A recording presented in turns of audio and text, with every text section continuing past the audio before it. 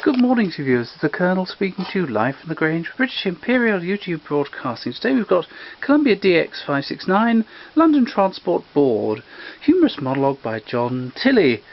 Here we go. This is about the time when all the buses were sort of, the old bus companies and omnibus companies were amalgamated. I think in the 26, was it? I don't know, I'll look it up. Here we go.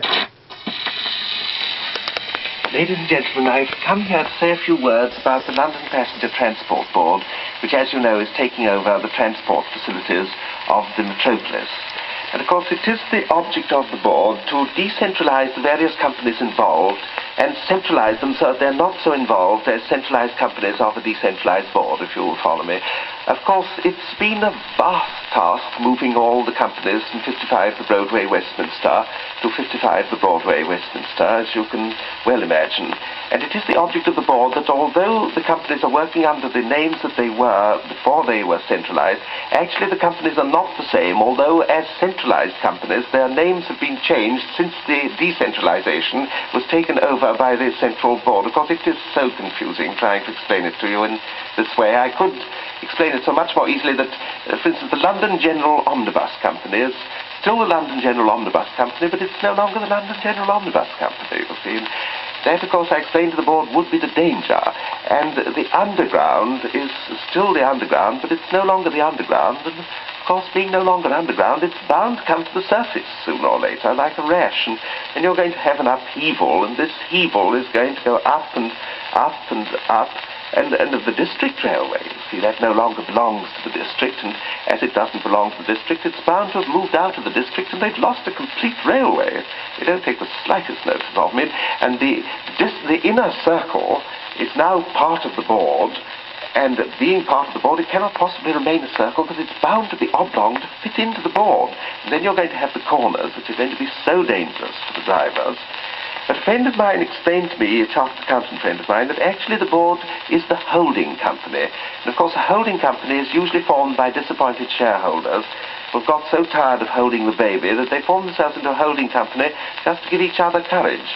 But in this case I understand that the board has formed itself into a holding company more to hold on to the profits than anything else, and the losses will be equally divided among the companies that have not yet been absorbed in their eminent council. And also it is the object of the board to take over all the public utility services, and with this end in view they've got into the closest touch with the new police force and the United Dairies, because these two services can help each other tremendously, because it will be required that all policemen coming on point duty must have at least a pint bottle of milk concealed in the helmet.